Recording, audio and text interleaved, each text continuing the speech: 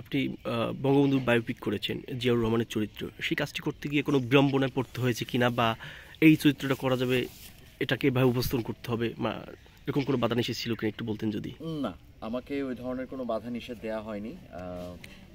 আমি আমার মতো, তারা খালি যেটা বলেছে যে তাদের সিনেমায় এই ক্যারেক্টারটার যে অবস্থান ওই সময়ে, ইতিহাসের ওই সময়টায়, আমি শুধুমাত্র কিন্তু ওই জায়গাটুকুই প্লে করেছি। সুতরাং ওইখানে আমার উপরে যে কাজটুকু ছিল সেটা হচ্ছে জিয়াউর রহমানকে ফলো করা, তার হাঁটা চলা, তার কথা বলার ব্যাপারটা, বা তার ফেশিয়াল এক্সপ্রেশনটা আসলে কি হওয়া উচিত, ওই জায়গাটুকু নিয়েই আমি কাজ করেছি। ওখানে নির্দিষ্ট করে কোনো কিছু চাপিয়ে দেয়া বা কোনো কিছু হয়নি।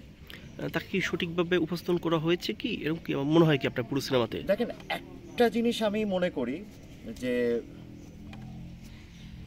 15ই আগস্টের আগ পর্যন্ত মেজর জিয়াউর রহমান কিন্তু বাংলাদেশের একটা পার্ট, এবং ওই বঙ্গবন্ধুর গভর্নমেন্টেরই একটা পার্ট। তার 15ই আগস্টের পরে 7ই নভেম্বরের পরে এসেই কিন্তু আমরা মেজর জিয়ার অন্য একটা রূপ দেখেছি। সো এই রূপটার ব্যাপারে আমি কোনো ধরনের কোনো কমেন্টস করতে রাজি না। তখন একটা রাজনৈতিক দ্বন্দ্ব অনেক কিছু।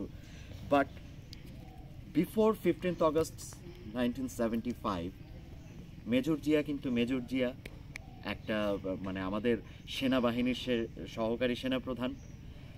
ওই জায়গাটা থেকে তার তো আসলে ওইভাবে নেগেটিভ কোনো কিছু ওই সময়টায় ছিল না, থাকার কথা না, বা আমি পড়িনি।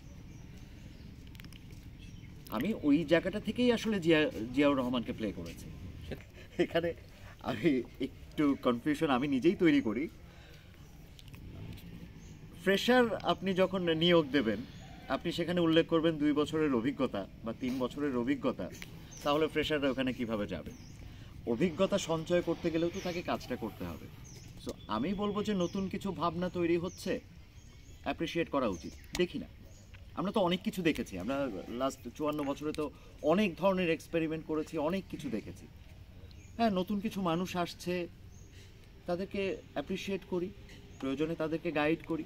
এবং আমি বলবো যে একটা, যেহেতু বাকস্বাধীনতার কথা আমরা বলছি, যে বাকস্বাধীনতার সময় এসেছে, তার সমালোচনা আমরা করি, পজিটিভলি করি, যে তোমরা এই ভুল করছো, তোমরা এই করো না, তাহলেই আশা করি জিনিসটা মিটে যাবে। এখন টেনে ধরা তো যাই, টেনে ধরতে ধরতে ধরতে ধরতে তো আমরা আমাদের সব কিছু হারিয়ে ফেলছি।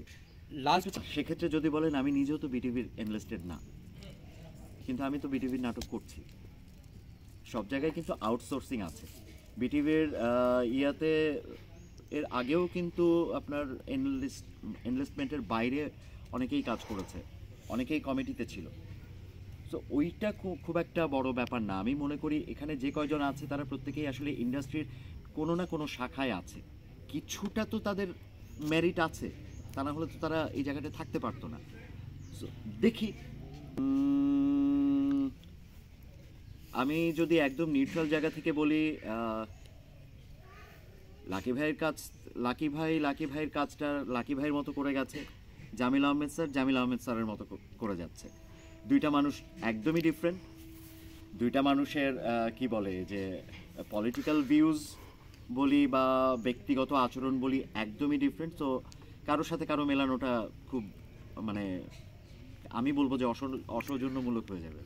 করি আমাদের এখানে একটা জিনিস খেয়াল করে দেখবেন যে সিঙ্গেল নাটকের সংখ্যা বেড়ে গেছে। আমাদের এখানে ডেইলি সোপ বা টেলিভিশন সিরিয়ালের সংখ্যা মানে ভয়ঙ্করভাবে কমে গেছে। সিরিয়ালই কিন্তু আমাদেরকে টেলিভিশনের প্রতি আসক্ত করেছিল। আমি আমার ছোটোবেলায়, আজকে আমি অভিনেতা, আমি সংসপ্তক আমার জন্য, মানে আমি বলবো যে ফার্স্ট কিউ পয়েন্ট, অভিনেতা হতে হবে। বা সংসপ্তকের ওই সময়কার প্রতিটা পর্বই আজকে কি হবে একটা টেনশন আমাদের থাকতো। আমরা একটা পারিবারিক এনভায়রনমেন্টের ভেতরে ওই নাটকটার মধ্যেও থাকতো, আমাদের পরিবার নিয়েও আমরা আসলে জায়গাটায় যেতাম। সেখান থেকে সিঙ্গেল নাটক বলতে আমরা এখন শুধুমাত্র দুইটা মানুষের ভালোবাসার উপরে চলে যাচ্ছি। বা ছেলের বাবা আছে তো মেয়ের মা আছে, আরেকটা পার্সন নাই। সো এটা তো আমরা সবাই জানি যে টেকনিক্যাল কারণেই আসলে এই জায়গাগুলো আমরা কম্প্রোমাইজ করে যাচ্ছি। পারিবারিক আবহটা ওইভাবে থাকছে না, দুইটা মানুষ দুই প্রান্তে। টেকনিক্যাল কারণটা কি? হ্যাঁ, টেকনিক্যাল কারণটা কি, নাকি এটাও টেকনিক্যাল? Definitely budget. আচ্ছা, আমরা যে বাজেটের কথা বলি বারবার, বাজেট কি চাপিয়ে আসলে বাজেট দিলে কি সেটাই প্রপার ব্যবহার হয় নাকি ভাগ বাটোয়ারা হয়ে যায়? এই ব্যাপারটা আপনি শিল্পী হিসেবে কি এটা করেন? আমার একেবারেই মানে নেটওয়ার্কের বাইরে, কখনো ওইসব নিয়ে মাথা ঘামাইনি বা ওই আলোচনার ভেতরেও আসলে কখনো যায়নি যে ওখানে কিভাবে জিনিসটা হয়। কিন্তু একটা প্রেশার যেটা হয় সেটা হচ্ছে চ্যানেল ফিক্স করে দিচ্ছে আপনার একেই নিতে হবে।